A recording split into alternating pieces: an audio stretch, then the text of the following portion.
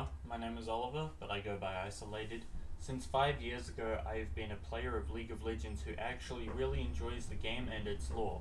I wanted to become one of the best. Unfortunately, that hasn't really worked out yet.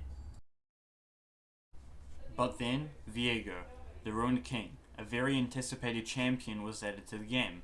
Throughout my 5 years of playing, I enjoyed mechanically involved champs and playstyles, the ones with really high skill caps, the ones with lots of potential, so you can imagine how quickly I latched onto the champ after hearing about Viego's kit. First off, his passive, Sovereign's Domination. The souls of enemy champions that die within 3 seconds of being hit by Viego become wraiths.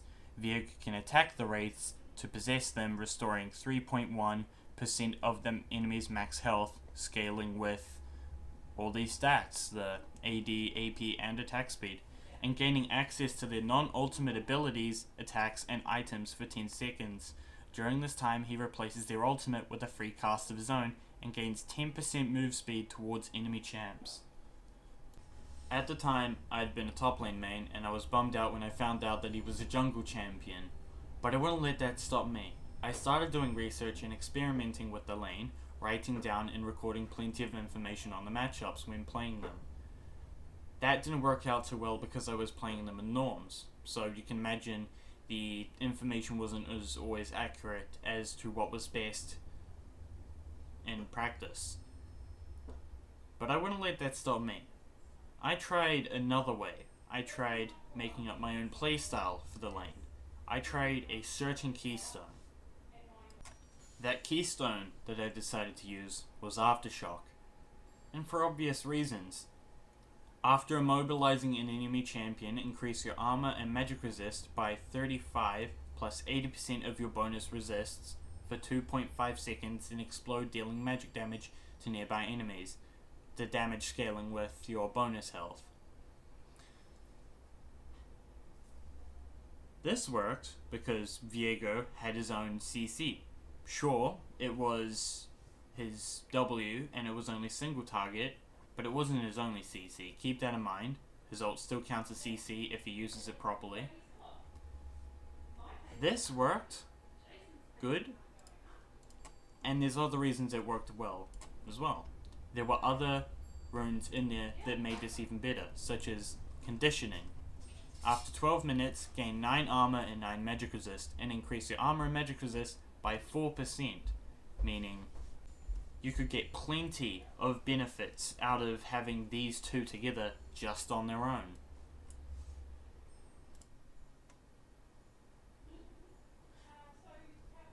Another rune I decided to take was Overgrowth.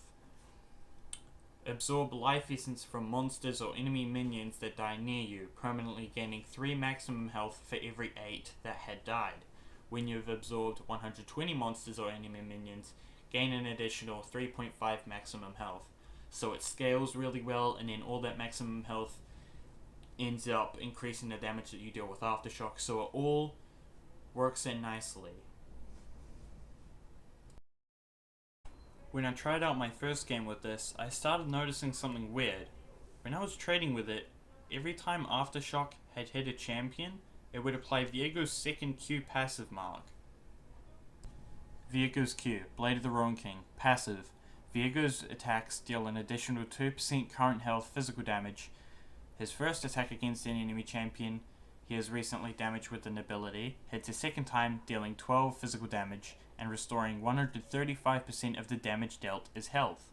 These bonuses are kept during possession. Active. Viego stabs forward, dealing 15 physical damage. And you could actually do the double attack to the champ who had been marked by the Aftershock.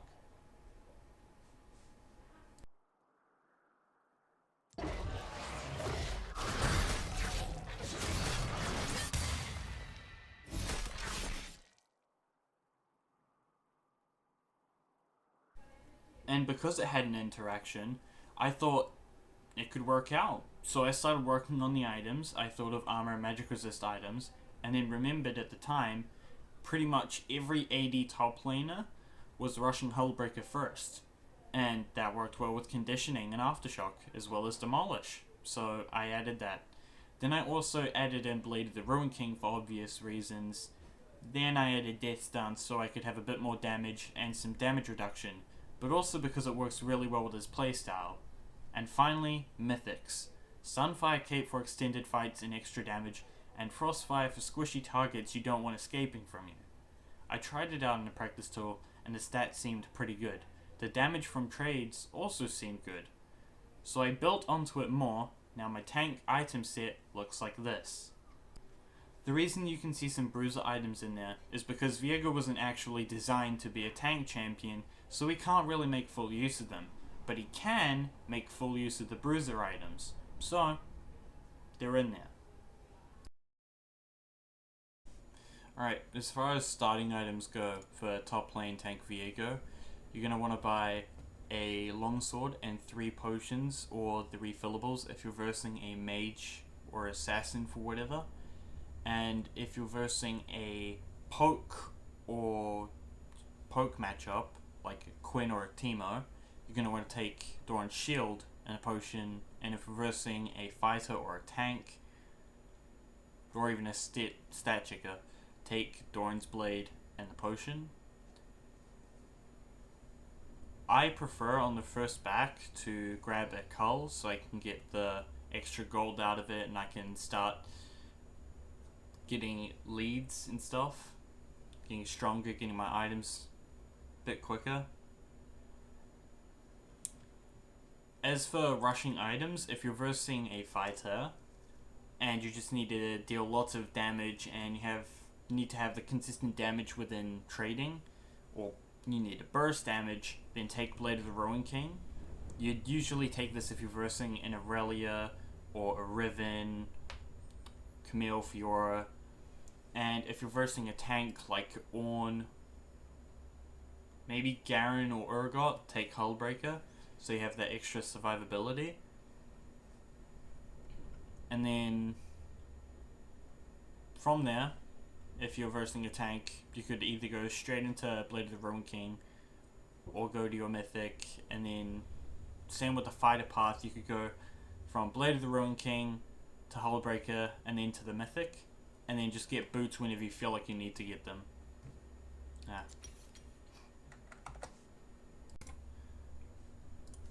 Trading with top lane tank Viego is pretty simple. As soon as you get level 2, you want to wait for most of the enemy minions to be gone so you have enough clearance to be able to trade. And your trade is going to be this. W, auto, Q, auto. Stay on top for the aftershock proc and then get another auto in on that Q mark. If you're level 3... hold on. What you want to do is sneak up on your opponent, kind of be a little bit unpredictable. You will be predictable, but it'll be hard for them to play against this. Start charging your W and then press E right after, like that, so you're stealthed in the W, and then release it, do your combo, stay on top so you can have the attack speed. And that's pretty much it. Why would I decide to keep progressing this build, despite others telling me it's not good, or it won't work? Well, because I believe if any champion in the game could build different things like tank, AP, lethality assassin, or burst crit carry, it's Viego. Due to his versatility in both his scalings and playstyle. Besides, Viego is only himself with his own build when you're not possessing someone else, and as long as you can get those possessions off, it doesn't matter all that much. So that's why I think Viego is the most versatile champion in the game, and why I love playing him so much. Why make a video about this now? Well, the huge damage nerf patch just arrived, and I figured if Viego were going to be at his strongest with this build, it would be now. So I hope I inspired you to try it out.